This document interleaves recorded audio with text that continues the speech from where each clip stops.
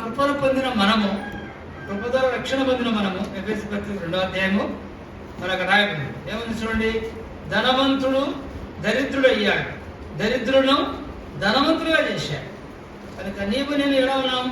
ఆత్మీయంగా, భౌతికంగా దరిద్రతలో ఉన్నామనే సంగతి మరి మనకు తెలుసు.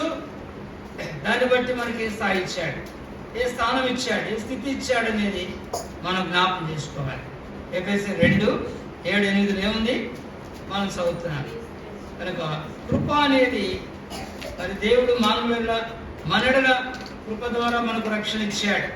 అందుకే చూడండి ఏమైనా దగ్గర దయచేసి 7:8, ఎఫెసీ 2:7-8, క్రీస్తు యేసునందు మనను ఆయనతో కూడా లేపి పరలోకమందు ఆయనతో కూడా కూర్చుండబెట్టాను. మీరు విశ్వాసం ద్వారా కృప చేతనే ఏమయ్యారు? రక్షించబడి ఉన్నారు. ఇది మీ వలన కలిగినది కాదు, దేవుని వరమే.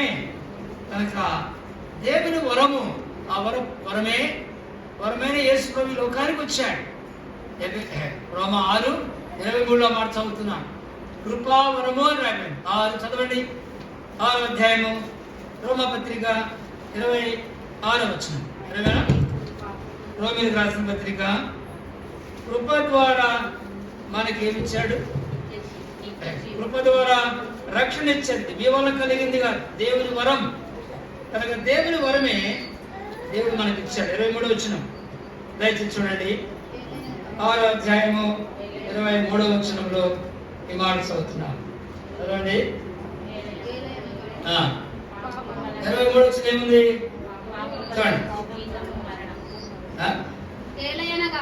ఏలయనగా పాపము వలన వచ్చు జీతము మరణము, అయితే దేవుని కృపావరము మన ప్రభువైన క్రీస్తు యేసునందు నిత్య జీవము. అమ్మాడు గమనించండి.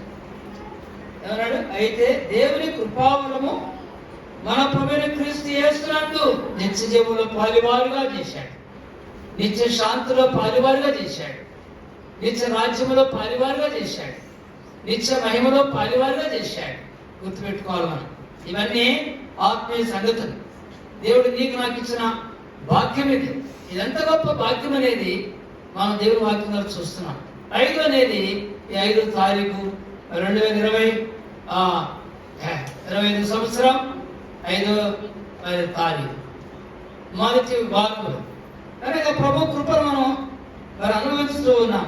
ఆయన కృపను అనుభవించే వాళ్ళముగా, ఆయన కృపలో ఎదిగే వాళ్ళముగా, ఆయన కృపను అనుభవించి ఆయన కృపను బట్టి ఆయన సృజించే వాళ్ళని ఉండాలి. కనుక గుర్తుపెట్టుకోవాలి అన్నారా. కాబట్టి ఈ విషయాలన్నీ కూడా మనం దేవుని వాక్యంలో మనం చూస్తాం. కృప చేత మీరు రక్షించబడినారు. దేవుని కృప వల్ల మనం రక్షించాడు. కృప అంటే ఏంటి? కనుక దేవుడు దయ చూపించినాడు. ఒక దరిద్రుని ఎడల ఒక కలిగిన వాడు ప్రేమ చూపించి దయ చూపించి చేసే సహాయమే దేవుని కృప అని వాక్యం జ్ఞాపకం చేయబడుతుంది. మనమందరం ఎక్కడున్నాం? దీన స్థితిలో ఉన్నాం. దీన స్థితిలో ఎక్కడున్నాం? పడిపోయిన గుంటలో ఉన్నాం. కనుక నిరాకరించబడిన స్థితిలో ఉన్నాం, తృణీకరించబడిన స్థితిలో మనం ఉన్నాం. ఇలాంటి మనను దేవుడు ఏం చేశాడు? రక్షించాడు. అందుకే దేవుని వాక్యం నుండి అనేక సందర్భాలు మనం చూడగలం. కానీ ఇప్పుడు ఆరాధనకి అడగక ముందు ప్రభాని కృప చేత నాకు రక్షణ ఇచ్చా, ఈ రక్షణ బట్టి నేను స్తుతించి ఆరాధించడానికి నీ ఇంటికి నడిపించావు. కనుక రక్షించబడిన వాళ్ళు నన్ను స్వాస్థ్యంగా చేసుకున్నారు, పాలివాడిగా చేశావు, పాలిదానిగా చేశావు. ద్వితీయోపదేశ కాండం 33వ అధ్యాయం. కనుక ఆరాధనకి అడగక ముందు కొన్ని మాటలు జ్ఞాపకం చేసుకొని దేవుని వాక్యంలో నుండి ఆరాధనకి అడతారు. రక్షణ అనేది కృప ద్వారా దేవుడు మనకు రక్షణ భాగ్యం ఇచ్చాడు. కానీ ఈ రక్షణ భాగ్యం పొందిన మనము వేళలో దేవుడికి మనము కృతజ్ఞులమై బ్రతకాలి. కృతజ్ఞులమై భూమి మీద. ఎక్కడండి? ఐగుప్తులను మనం తీసుకుని వచ్చాడు. దాని చదువుతాం ఒక వచ్చిన 29వ వచనం, చివరి వచనము అందరూ కలిసి చదువుకుంటారు. చివరి వచనం అందరూ కలిసి చదువుకుంటారు. ద్వితీయోపదేశం 33:29. ఇశ్రాయేలు నీ భాగ్యం ఎంత గొప్పది, యెహోవా రక్షించిన నిన్ను పోలిన వాడు ఎవడు? ఆయన నీకు సహాయకరమైన కేడము, నీ కౌరత్యము కలిగించు ఖడ్గము, నీ శత్రువు నీకు లోబడినట్లుగా వారి వేషము ఎదురు, నీ వారి ఉన్నత స్థలను దొరికెదవు. చిన్న ప్రార్థన. ప్రేమగల తండ్రి, మీకు వందనాలు. చదువుకున్న వాక్య భాగంలో నుండి ఆరాధన కొరకు మార్గాలు సిద్ధపరచండి, వాక్యాన్ని దీవించండి, మా ఆత్మలతో మాట్లాడండి, మిమ్మల్ని మా హృదయాలు సిద్ధపరచండి, తిరిగిన హృదయాలతో ఆరాధించి సిద్ధపరచమని, వచ్చిన వారిని బట్టి మీకు వందనములు, ఇంకా రావాల్సిన వారిని తీసుకొని మీ ఇంటికి నడిపించమని స్తోత్రం చెల్లిస్తుంది. దాసుని బలపరచండి.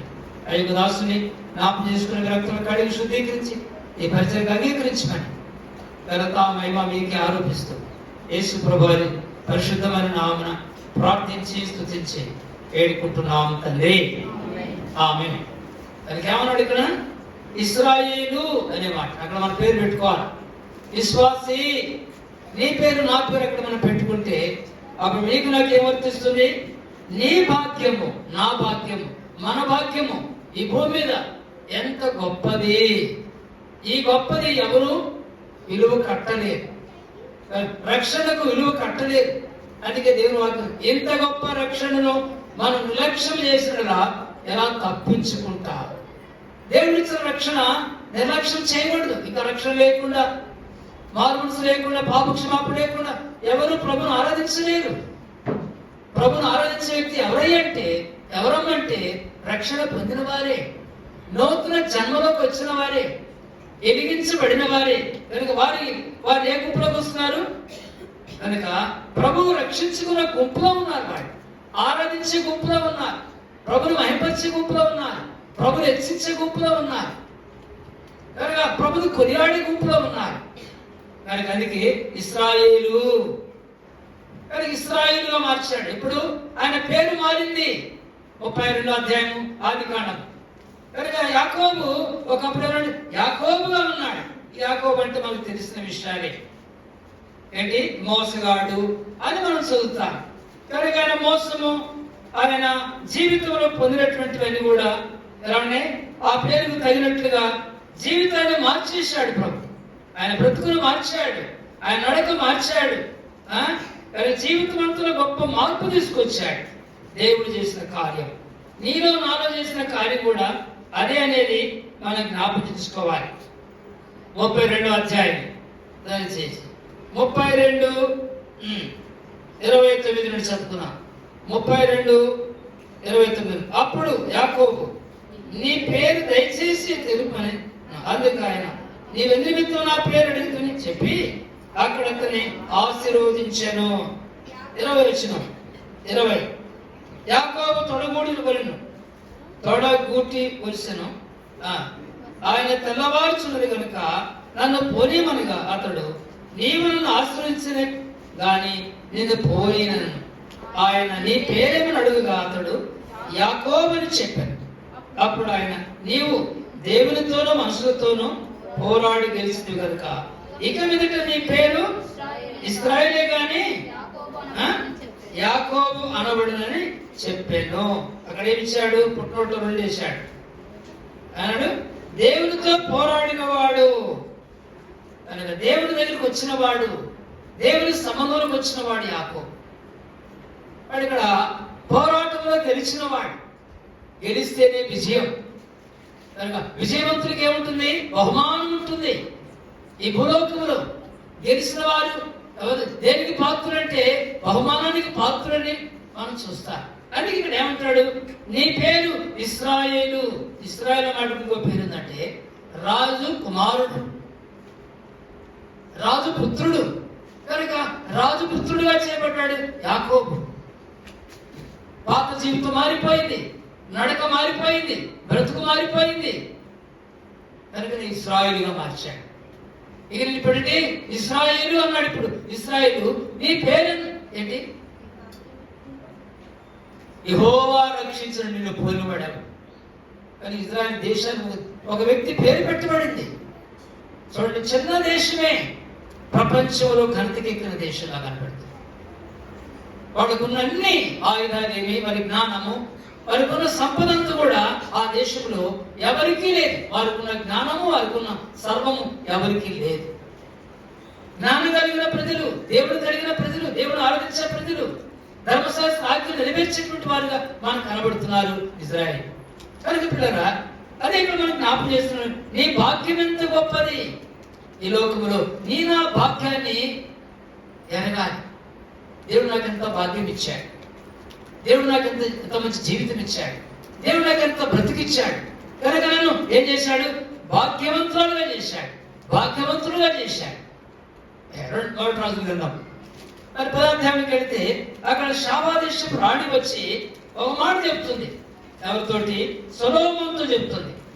సొలొమోను రాజును దర్శించడానికి వచ్చింది. ఆమె రాణి రాజు దర్శించడానికి వచ్చింది. ఆ రాణి రాజు దర్శనకు వచ్చినప్పుడు ఏమన్నది? అయ్యా, నువ్వు చెప్పిన సంగతులు చూడండి. 7వ వచనం చదువుతాం. 7వ వచనం 8, 9 కలిసి చదువుకుంటే 7. అయినను నేను వచ్చి కళ్ళారా చూడకమునుపు, మొదటి రాజులు 10:7 నుండి. అయినను నేను వచ్చి కళ్ళారా చూడకమునుపు ఆ మాటలను నమ్మకుంటుని, ఉన్న దానిలో సగమైన నాతో చెప్పబడిందని ఇప్పుడు నేను తెలుసుకుంటున్నాను. నీ జ్ఞానమును నీ భాగ్యమును నేను వినదాని బహుగా మించి ఉన్నవి. మొదలు సొలొమోను గురించి చెప్తున్నాను. అది నేను వచ్చి చూసేంత వరకు నాకు తెలియదు. నమ్మితే తెలుస్తుంది, నమ్మకపోతే వచ్చి చెప్పుకునేది వేరు, వచ్చి చూసేది వేరు పిల్లరా, వినేది పిల్లరా. కనుక వినుడి ద్వారా విశ్వాసం కలుగుతుంది. అందుకే ఆమె వినదంట దేశములో విని వచ్చింది. ఎక్కడికి? ఇజ్రాయెల్ దేశానికి వచ్చింది. రాజును దర్శించడం వచ్చింది. అనేక ప్రశ్నలతో వచ్చింది. గొప్ప పరివారంతో వచ్చింది. గొప్ప ధనాగారంతో వచ్చింది. ఎన్నెన్నో విషయాలు తీసుకుని వచ్చింది. ఏమి చూసినా ఆమె గొప్ప పరివారంతో గంధవర్గములను, విస్తారమైన బంగారమును, రత్నమును ఒంటరి మీద ఎక్కించుకొని యెరూషలేముకు వచ్చెను.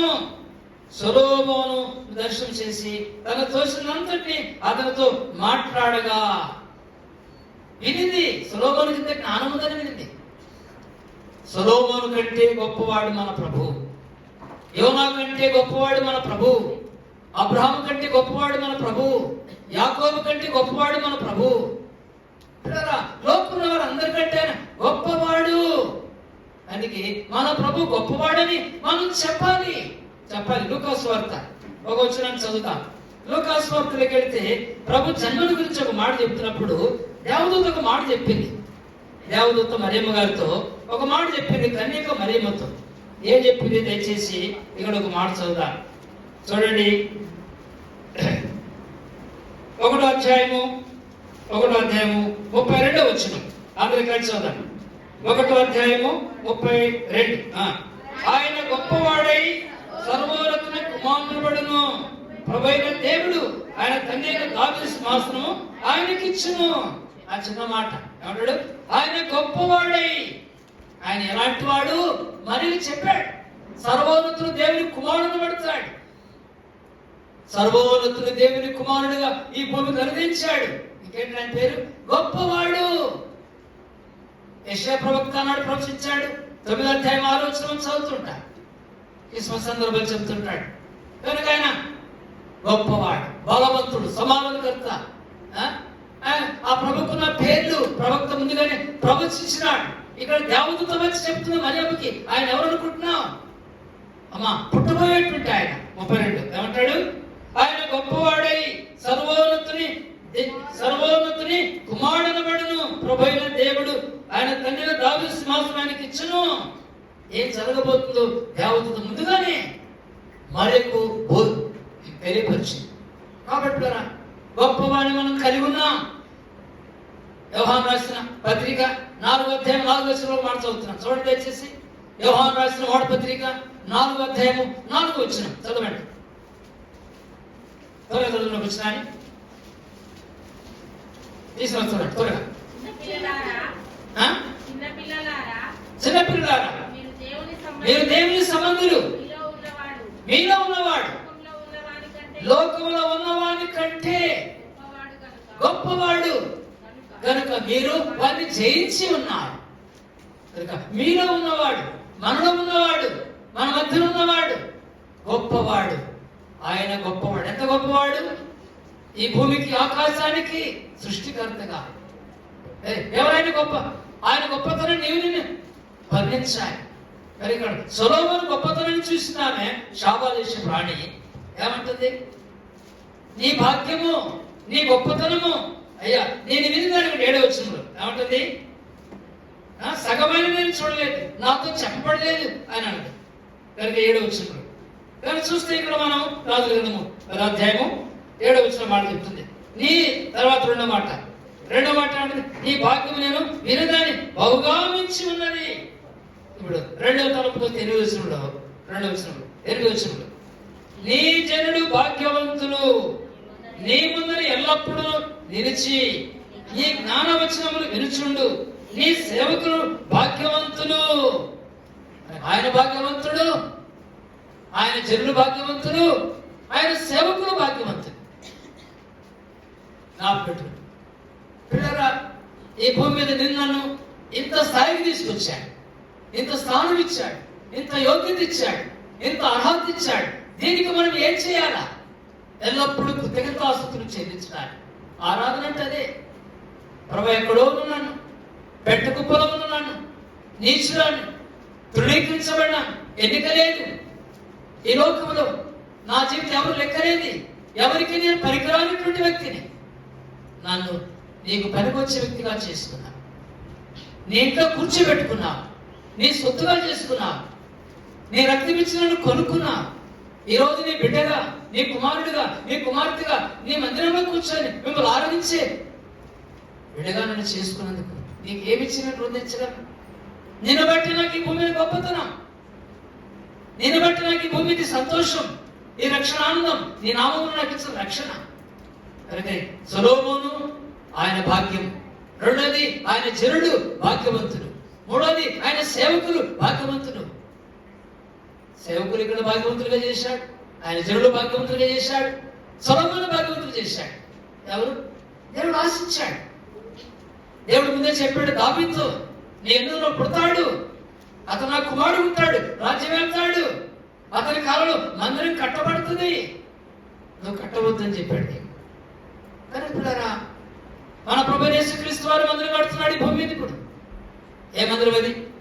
యెరూషలేము కట్టిన మందిరాన్ని కూలిపోయినవి, కాలిపోయినవి, పడగొట్టబడ్డాయి. అయితే ఈ మందిరం ఎలాంటిది? నీవు నేను దేవునికి మందిరం. వాడు పేతురు 2వ అధ్యాయం, వాడు పేతురు పత్రిక 2వ అధ్యాయానికి వెళితే మందిరాన్ని చూసింది, బౌలర్పించి చూసింది, ప్రజలు చూసింది. ఆ శాబాదేశపు రాణి ఏమంటుంది? ఆయన్ని గొప్పతనాన్ని ప్రకటిస్తుంది, చెప్తూ ఉంది. ఇక్కడ పేతురు గారు రాస్తున్నాడు తన పత్రికలో 2వ అధ్యాయము, దయచేసి 4 నుండి చదువుకుంటా. 4 నుండి 4, 5 మనుషుల చేత అందరికీ చదువు. 4 నుండి అందరికీ చదువు. మనుషుల చేత విసర్జించబడినను దేవుని దృష్టికి ఏర్పరచబడింది అమూల్యమైన సజీవమైన రాయకు ప్రభునొద్దకు వచ్చిన వారే యేసుక్రీస్తు ద్వారా దేవునికి అనుకూలములకు ఆత్మ సంబంధమైన మందిరముగా పరిశుద్ధమైన యాజకులకు మీరు సజీవ రాళ్ళ నుండి ఆత్మ సంబంధమైన మందిరముగా కట్టబడుచున్నారు. ఎలాగనగా ఇదిగో నేను ముఖ్యమైన ఏర్పరచబడింది అమూల్యములకు మూలరాతిని సేవలో స్థాపించున్నాను. ఆయన విశ్వసించువాడు వాడు మాత్రమును సిగ్గుపడడు అను మాట లేఖనములో రాయబడినది. విశ్వసించిన మీకు ఆయన అమూల్యమైన వాడు. విశ్వసించిన వారికైతే ఇల్లు కట్టువారు ఏ రాతి నిషేధించురో అది మొలకు తలరాయి ఆయను, మరియు అది అడ్డురాయు అడ్డుబడ ఆయను. విశ్వసించు మీకు ఆయన అమూల్యమైన వాడు. ఎంత అమూల్యమైన వాడు? నీకు నాకైనా అమూల్యమైన ధనం. పిల్లరా, నేను నన్ను అమూల్యమైన వారిగా చేసుకున్నాడు, మూల్యం చెల్లించాడు. ఎంత విలువ కట్టినాడు ఆయన. మనం ఆ విలువ అనేది మన జీవితంలో ఎదిగినప్పుడు, అందుకే 24 పెద్దలు 4 జీవులు పరలోకములో ప్రభుని ఆరాధిస్తుంటే వాడు చెప్పిన మాట ఏంటి? పెద్దలు చెప్పిన మాట ఏంటి? ప్రకటన గ్రంథంలో నిరసాలు వింటాం, చదువుతున్నాం. ఒక మాట చదువుతాం. మందిరము కట్టబడింది. తలపుకి వద్దాం ముందు ప్రకటన గ్రంథం గురించి ఒక మాట చూద్దాం, దయచేసి చూడండి.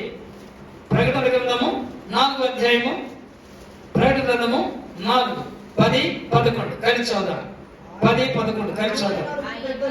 ఆ 84 పెద్దలు సింహాసనముకు ఆశ్రయించిన వారిని ఎదుట సాగిలపడి యుగయుగములు జీవించున్న వారికి నమస్కారం చేయొచ్చు. ప్రభువా మా దేవ, నీవు సమస్తం సృష్టించింది, నీ చిత్తమును బట్టి అవి దాన్ని బట్టే సృష్టించబడి కనుక నీవే మహిమ ఘనత ప్రభావం నదులని చెప్పుచు తమ కిరీటములు ఆ సింహాసనం ఎదుట వేసి, తమ కిరీటములు ఆ సింహాసనం ఎదుట వేసి, ఆరాధనకు పాత్రుడు. ఈ కిరీటం మాది కాదు, ఈ ఘనత మాది కాదు, ఈ మహిమ మాది కాదు, నీకే నీకే ప్రభువా, నీకే. ఎందుకు నీకే? వధించబడ్డావు. 5వ అధ్యాయములు 9వ వచనములో వధించబడ్డావు. 5:9 వధించబడి చదవండి. 5:9 మనం అనేసారి వింటున్న వాక్యమే, చదువుతున్న వాక్యమే. ఏమండి? ఆ పెద్దలు నీవు ఆ బృందము తీసుకొని దాని ముద్దులిపుడకు యోగుడు, నీ వధించబడిన వాడవై నీ రక్తమిచ్చి ప్రతి వంశములను ఆయా భాషలు మాట్లాడే వాళ్ళను ప్రతి ప్రజలోను ప్రతి జన్మలోను దేవుని కొరకు మనుషులు కొని మా దేవునికి వారికి రాజ్యముగాను యాజకులు చేసి కనుక వారు భూలోకం ముందు ఎగుదురని కొత్త పాట పాడుదురు. మా దేవునికి వారి యొక్క రాజ్యముగాను రాజులుగాను చేశాడు. యాజకులు రాజులని యాజక సమూహం అన్నాడు పేతురు గారు. రాజులు చూసి పొగుడుతున్నారు. రాజులు జ్ఞానం, దేవుడిచ్చిన జ్ఞానాన్ని బట్టి సొలొమోను జ్ఞానవాక్కులు వచ్చారు భూరాజులందరూ. ఈనాడు సొలొమోను కంటే జ్ఞానం కలిగిన వాక్యం. ఆ వాక్యము శరీరధారి అయి కృపాసక్తి సంపూర్ణుడుగా ఈ భూమికి అనుగ్రహించాడు. వ్యవహారం 1:14 ప్రకారం ఆ వాక్యం వింటున్న మనం, ఆయన కలిగి ఉన్న మనం, ఆయన ఆరాధించే మనం ఏమంటాడు? నీవే మహిమకు, నీవే ఘనతకు, నీవే నా స్తుతికి, నీవే నా రక్షణకు ఆధారము.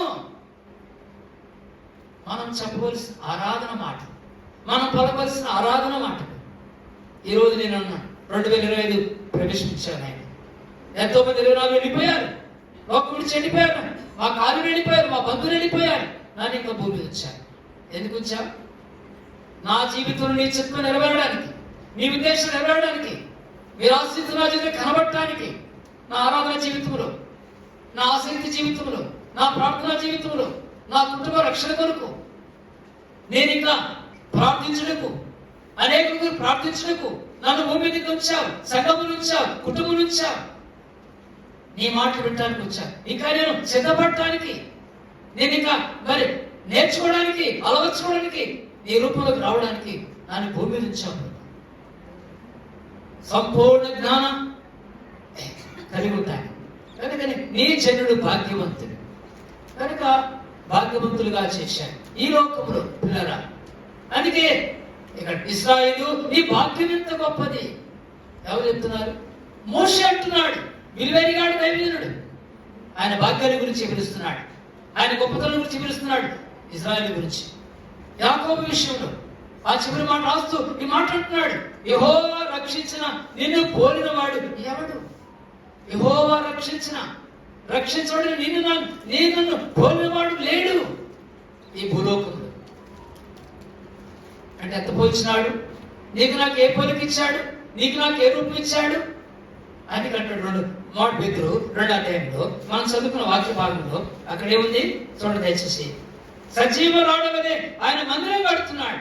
ఆయన మందిరం భూమి మీద ఆయన మందిరం కడుతున్నాడు. ఆయన ఆత్మ చేత ఆయన ఆరాధించేవారుగా, ఆయన ప్రభుని గణపరిచేవారుగా, ఎదిరించబడిన గొర్రెపిల్ల ఎదుట సాగిలపడి నమస్కరించేవారుగా, పూజించేవారుగా మనం ఉండాలని ఏం చేస్తున్నాడు?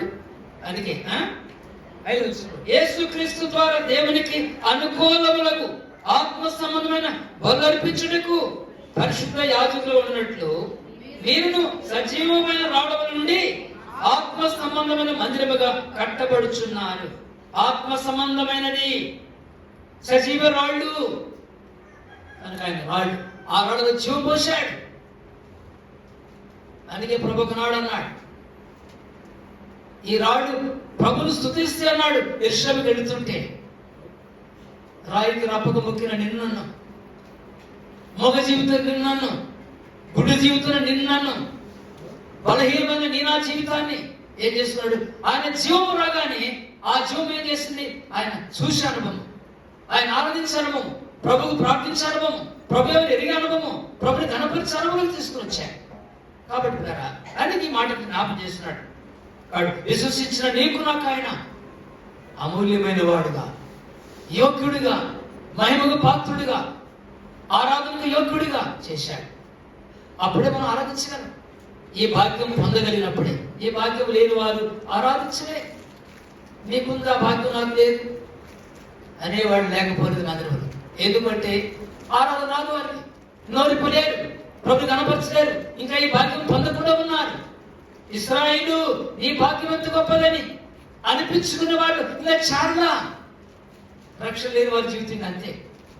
నోరు తెరవలేరు, ప్రభుని ఆరాధించలేరు. ఏంటి మందిరానికి వస్తున్నాం, వాక్యం వింటున్నాం కానీ నోరు తెరవలేని వారు ఉంటే ప్రయోజనం ఏంటి? నీకు ప్రయోజనం ఏంటి? నీ ద్వారా దేవుడికి ప్రయోజనం ఏంటి? ఒకసారి ఆలోచించారు. వినుకుంటే పోవటం కాదు, వినిందని అర్థం చేసుకోండి. ఎంతకాలం మీకు రక్షణ లేకుండా ఉంటా, ఎంతకాలం మీకు ఆరాధన చేయకుండా ఉంటా, ఎంతకాలం ఓరిపోకుండా ఉంటా, ఎంతకాలం మూగ బొమ్మగా ఉంటా, మూగ మనిషిగా ఉంటా, మూగ వ్యక్తిగా ఉంటా. ఇంతేనా నీ జీవితం? మందిరానికి వచ్చి ఇంతేనా నీ జీవితం? ఇంతేనా జీవిత యాత్ర? దాటించి చేశాడు. నీ రక్షణ గురించి ఎదురు చూస్తున్నాడు ప్రభు. నువ్వు రక్షణ పొందిన వారిలో చేర్చబడాలా, బాప్తిసం తీసుకున్న చేర్చబడాలా. ఏముంది అక్కడ? నమ్మి బాప్తిసం పొందినవాడు రక్షించబడను. ఈ రెండు మాటలకు చోటివ్వడానికి ఎంతకాలం పడుతుంది? వాళ్ళు ఆరాధిస్తున్నారే, నాకంటే వెనకొచ్చారు, ప్రభు నమ్ముకున్నారు, పాడబడుతున్నారు, వాళ్ళు ఆరాధిస్తున్నారు. నీ మనసు తప్పబట్టలేదా? నాకు లేని భాగ్యము, నాకు లేని అవకాశము, నేను ఓరకలేకపోతున్నానే, ఇంకా ప్రభుకు హృదయంలో చోటుకోలేదే అనే ఆశ ఉందా సోదరి?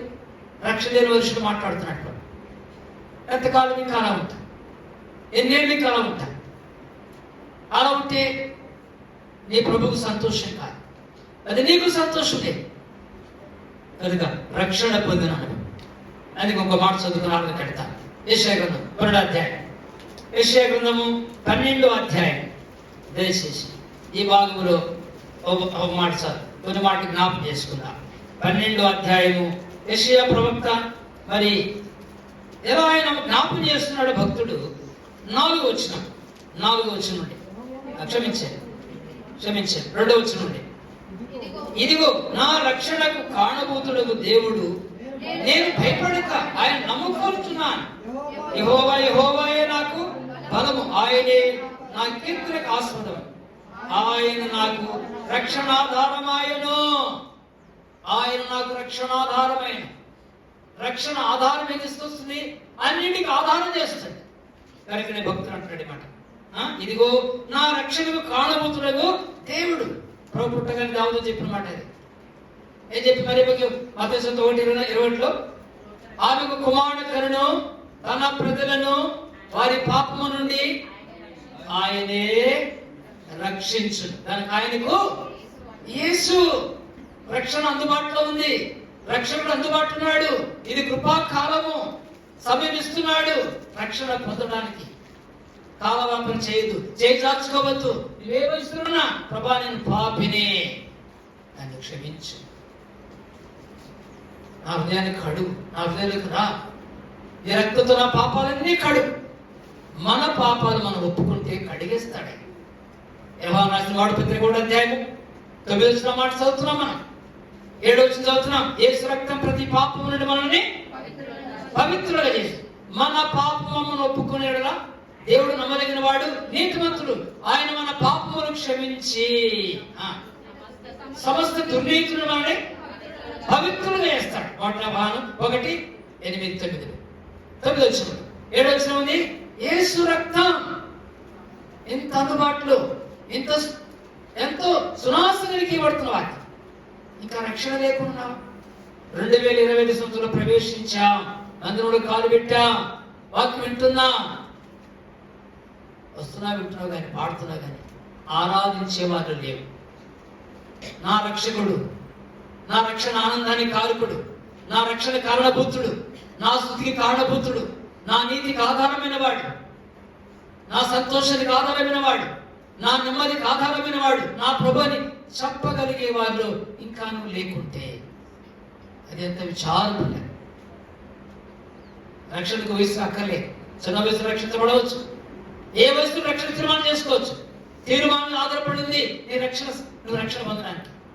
ఈ దినమే రక్షణ. అందుకంటాడు నేడే రక్షణ దినము, నేడే మిక్కిలి అనుకూల సమయం. మరొక టైం కాదు, ఎప్పుడో కాదు, ఎక్కడో కాదు, నేడే. కుటుంబంతో అందరూ ఏమిస్తున్నా రక్షించబడి ఆరాధిస్తుంటే ఆరాధన దేవునికి ఆగ్రాణించబడుతుంది. దానికి ఆ హృదయం రావాలి, ఆ హృదయం కావాలి ప్రభుత్వ కాలం. అందుకే వర్ణిస్తున్నాడు మోషే, వర్ణిస్తుంది శాపాదేశపు రాణి సొలొమోను గురించి. దానికి ఉదయకాలం ఈ భాగ్యం పొందామా, ఈ వెలుగు పొందామా, ఈ రక్షణ ఆనందం పాలివరమయ్యామా? యెషయా 12వ అధ్యాయము 2వ వచనం ఏమన్నాడు? 2వ వచనం ఏమన్నాడు? ఇదిగో నా రక్షణకు కారణభూతులకు దేవుడు, నా రక్షణకు కారణమైనే నేను భయపడక ఆయన నమ్మకలుచున్నాను. దేనికి భయపడుతున్నా? ఎవరికి భయపడుతున్నా? ఎందుకు భయపడుతున్నావు? రక్షణ పొందడానికి. నమ్మడానికి భయపడుతున్నావా? నీ నమ్మకం స్థిరంగా ఉండాలి. దేవుడు నమ్మిన వారు ఎన్నడూ సిగ్గుపడరు. దేవుడు నమ్మిన వారు ఎన్నడూ నష్టపోరు. దేవుడు నమ్ముకున్నవారు ఎప్పుడు జీవితంలో పోగొట్టుకోరు. ఏమన్నాడు ఇక్కడ? 2వ భాగం ఏమన్నాడు? నేను భయపడక ఆయన నమ్ముకొనొచ్చున్నాను. భయపడక నమ్ముతున్నాను. రక్షణ పొందితే ఏమి మానేరు కదా, అవి విడిచిపెట్టరు కదా, అవి ఉన్నాయి కదా, దాని ఆశలు, నా కోరికలు. ఏం చేస్తావు నీ కోరికల ద్వారా? నీ ఆశ ద్వారా నీకు నష్టమే కానీ క్షేమం కాదు. రక్షణకు వస్తే ఏం జరుగుతుంది? ఈ వెలుగు, ఈ సంతోషం, ఈ ఆనందం లోకం ఉండేవాటి కంటే మించింది. లోకంలో ఏంటి? శరీరాశ, నేత్రాశ. ఏం చేస్తే నీకు ఆనందం ఇవ్వో, సంతోషం ఇవ్వో, మాయం చేస్తాయి, జీవితం నష్టపరుస్తాయి. మరి దేవుడు వాక్యం చెప్తుంది నీకు మేలు చేస్తాయి. అందుకన్నాడు ఏమన్నాడు? నేను భయపడక ఏమన్నాడు? 2వ వచనం యెహోవాను ఆయన నమ్ముకొనుచున్నాను. ఆయన నమ్ముకొనుచున్నాను. 2వ 3వ మాట వస్తుంది యెహోవాయే నాకు బలము, ఆయనే నా కీర్తనకు ఆస్పదము, ఆయన నాకు రక్షణ ఆధారమాయను. నా రక్షణకు ఆధారం, నా రక్షణ కారణభూతుడు భక్తులు చెప్తున్నారు. మరి చెప్పగలమా? ఉదయకాలం రక్షించబడిన వారు చెప్తున్నారు, ప్రభావం రక్షించడం నీకు ఎంతో వందనాలు. నా పాపం నుండి, నా పాత జీవితం నుండి విడిపించినందుకు వందనాలు. నా మోసకర జీవితం, నా చెడు జీవితం, నా అపవిత్ర జీవితం, నా యొక్క గుడ్డు జీవితం నుండి నన్ను వెలిగించి రక్షించినందుకు నీకెంతో వందనాలని ఆరాధిస్తున్నారు. నన్ను భాగ్యవంతుడుగా ఈ భూమి మీద చేసినందుకు నీకేమిచ్చి రుణము తీర్చలేదు ప్రభువా. ఆరాధిస్తుంటే ఆరాధించుకుంటే వారి సంగతి ఏముండదు. వారి జీవితం అంతే. ప్రభుడ రక్షించబడిన తర్వాత నీ జీవితంలో ఎక్కడ నర్సు నమ్మాం, రక్షించబడ్డాం, బాప్తిసం తీసుకున్నాం, ప్రభుని ఆరాధిస్తాం, కొన్నిసార్లు ఆగిపోతుంది ఆరాధన. ఈ ఆరాధన ఆగిపోకూడదు, బలో పాలన ఆగిపోకూడదు. ఈ సంవత్సరం తీర్మానానికి ముందుకు అడిగేద్దాం.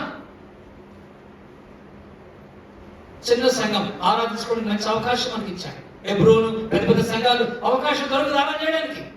చేయని ఆశ ఉంటుంది, ఇంకోటి అందుకుంటారు. చేయని ఆశ ఉంటుంది, ఇంకోటి అందుకుంటారు. దొరకదు. ఆరాధన చేస్తుంది, ఆగు బ్రదర్ అంటారు, ఆగు సిస్టర్ అంటారు. దొరికే వారికి అవకాశం, దొరకని వారు ఏం చేస్తారు? తప్పన పడుతున్నాం మనసు అంతా. మేము సాగు పెట్టుకు పోతాం. ప్రార్థన చేయడం కంటే ఆగన్నా అన్నారు, ఎత్తుకున్నారు కదా, ఇంకోటి ఆగమంటారు. కారణము ప్రార్థన చేయని భావము. వాక్యం తర్వాత మనసు వస్తుంది, ఆత్మ ప్రేరేపణ కలుగుతుంది. దేవుడు వాక్యం వింటున్నాం. మందిరికి వచ్చి ఎంతో మంది ఈ స్థలంలో పడి వాక్యం బోధిస్తున్నారు. వాక్యానికి చోటిస్తున్నామా? వాక్యానికి లోపడుతున్నామా? వాక్య హృదయంలో చేర్చుకుంటున్నామా? వాక్యమైన దేవుడిని, వాక్యమైన ప్రభుని హృదయంలో చేర్చుకుంటే ఆరాధించగాలి, రక్షణ తీర్మానం చేసుకోగాలి. దానికి వాక్యం దీనికి ఒక మాట చెప్పాడు యెషయా గారు. దీనికి ఒక మాట చెప్పాడు. ఏం చెప్పాడు? ఇంకొక వచ్చి చదివి ఆరాధన కడతాడు దయచేసి. ఏమన్నాడు ఇక్కడ? ఇంకొక మాట అన్నాడు దీనికి. ఈ రక్షణ గురించి ఏమన్నాడు అంటే 3వ వచనం, అందుకని చదువుకుందాం. 3వ వచనం కావున మీరు ఆనందపడి రక్షణ ఆధారములైన బావుల్లో నుండి ఏం చదువుకోవాలా? ఇప్పుడు నీళ్లు చదువుకుని పని లేదు, తాడు లేదు, బకెట్ లేదు. ఆ వారం అంతా పోయింది, ఆ కాలం అంతా పోయింది, ఆ పనులన్నీ పోయింది. ఇప్పుడు తిప్పగానే పంపు వచ్చేస్తుంది. ఏం చెప్తున్నాడు? దీనికి ఏం చెప్పాడు భక్తుడు? ఏమంటున్నాడు? కావున మీరు మొదటి ఆనందపడి అని పేర్కొన్నాడు. చెప్పన శక్యమును మహిమాయుక్తమైన సంతోషం అన్నాడు. అక్కడ మహిమాయుక్తమైన ఆనందం, మహిమతో కూడిన ఆనందం, మహిమతో కూడిన సంతోషం, మహిమతో కూడినటువంటి నెమ్మది. అందుకే 3వ వచనంలో ఈ మాట ఏమంటాడు? మీరు ఆనందపడి రక్షణ ఆధారములైన బావిగా, బావులు అన్నాడు. ఇక్కడ బావులు అంటే ఎక్కువ ఉన్నాయి, బావులు అంటే ఎక్కువ, బావి అంటే ఒకటి కనుక బావులు తోడుకోవడానికి, త్రాగడానికి. అందుకే సమరస్త్రీ చెప్పింది, మాకు ఇచ్చిన యాకోబు కంటే నువ్వు గొప్పవాడువా, ఈ నీళ్ళు త్రాగు ప్రతివాడు మళ్ళీ తప్పుకుంటాడు, నేను ఇచ్చినట్టు త్రావాడు ఎన్నడూ తప్పుకున్నాడు. వెంటనే ఎత్తుకున్నా, వెంటనే మాట, ఆ నీళ్ళు నాకు కావాలి అన్నది. నేను దూరం రాకుండా నాకు ఆ నీళ్ళు ఇవ్వవా, పోనీ పెరిమిటి తీసుకురాపా అన్నాడు. నాకు పెరిమిటి లేడు అన్నది. నీకు 5 ఉన్నారు, ఇప్పుడు ఉన్నవాడు నీ వాడు కాడు. ఒక మాట కూడా బయటకు వచ్చింది, రహస్య జీవితం బయటకు వచ్చేసింది. తన పాప జీవితము, తన అక్రమైన జీవితము, విరోధమైన జీవితము, దేవుని యోగ్యత లేని జీవితం జీవిస్తున్న ఆ సమరస్త్రీ మెషియా వచ్చును, నీతో మాట్లాడుతున్నవాడే మెషియా. మెషియా వచ్చినప్పుడు ఈ సంగతులు మాకు తెలియజేస్తాడు. ఆ మెషియాను నేనే అన్నాడు ప్రభు. నేనే అనగానే పరిగెత్తుంది ఊళ్ళోకి, పరిగెత్తిపోయింది. నేను చేసినవన్నీ చెప్పిన వాడు ఈయన క్రీస్తు కాడ రండి. ఎవరు? ఒక పాపి, ఒక దోషి, ఒక అపరాధి, మరుగుల బ్రతుకుతున్న జీవితం, గ్రామములో, కుటుంబములో ఎంత అసహ్యంగా బ్రతికిన బ్రతుకును వెల్లడి చేశాడు ప్రభు. బహిరంగంగా ప్రకటించింది స్వార్థ. నేను చేసినవన్నీ, నా బ్రతుకంతా బయట పెట్టాడు, రండి. బావి దగ్గర తీసుకొచ్చిన అందరినీ. ఏ బావి? యాకోబు బావిది, యోసేపుకి ఇచ్చిన బావిది. అక్కడ యాకోబు కనబడుతున్నాడు, యోసేపు కనబడుతున్నాడు. పిల్లరా, యేసు ప్రభు వచ్చాడు అక్కడికి, జీవజన్మడానికి వచ్చాడు, నిత్య జీవనానికి వచ్చాడు, ఎదిగించడానికి వచ్చాడు. సమరస్త్రీ ఆరోగ్య సత్యమిట్టు తెలియపరిచింది. సమరస్త్రీలోకి రావాలి మనం, సమరస్త్రీ యొక్క అనుభవంలోకి రావాలి. ఇంకా అనుభవం లేకుండా ఉంటే ఇక మనం తీర్మానం చేయి, అయ్యా ఆ జీవజలం నాకు ఇవ్వవా, నాకు కావాలి. ఈ నీళ్ళు త్రాగుతున్నా, డబ్బు తినడం లేదు, ఈ భారము, ఈ వేదన, ఈ బాధ భరించలేకపోతున్నా. అందుకే 12 గంటలకు వస్తుంది బావికాడికి. ఎందుకు? ఎవరు టైం అది, ఎవరు లేని టైం అది. ఆ వ్యక్తి గురించి ప్రభు వచ్చాడు. ప్రభు నీతో మాట్లాడే సమయం, ఒంటరిగా మాట్లాడే సమయం, పరిస్థితులు బట్టి మాట్లాడే సమయం, కష్టాల్లో, ఇరుకుల్లో, ఇబ్బందుల్లో, వ్యాధుల్లో, సమస్యల్లో మాట్లాడే సమయం. లోబడతావా? మాట్లాడగానే చెప్పాలి ప్రభు, అవునాయన. బాబులు, రక్షణాధారమైన బాబుల్లో నుండి తోడుకుంటావా? నీకు తాడు లేదు, నీకు బకెట్ లేదు, ఎలా నీకు వస్తుంది? మానవుడికి తలొచ్చినామే, నువ్వు తోడుకోవడానికి వచ్చావు, నిప్పుకొని పడడానికి వచ్చావు. కానీ నా దగ్గర లేదు. నేను ఇచ్చే నీళ్ళు ఎన్నడూ తెప్పుకున్నాడు. ఈ లోకం నీకు తృప్తి ఇవ్వదు, నీ ఆశ నీకు తృప్తి ఇవ్వవు. ఏ వయసులో ఉన్నా నీ కోరికలు, నీ ఆశలు, నీ ఇష్టాలు నీకు సంతృప్తి కలిగించావు. నీకు సంతృప్తి ప్రభు సన్నిధిలోనే, ప్రభు నమ్ముడు ద్వారానే, ప్రభుత్వ సావాసం కలిగి ద్వారానే ఈ భూమి మీద నీ కలిగి ఉండే ప్రతిదీ మేలుకరంగా, దీవెనకరంగా, సంతోషకరంగా అనుభవించగలపడాడు.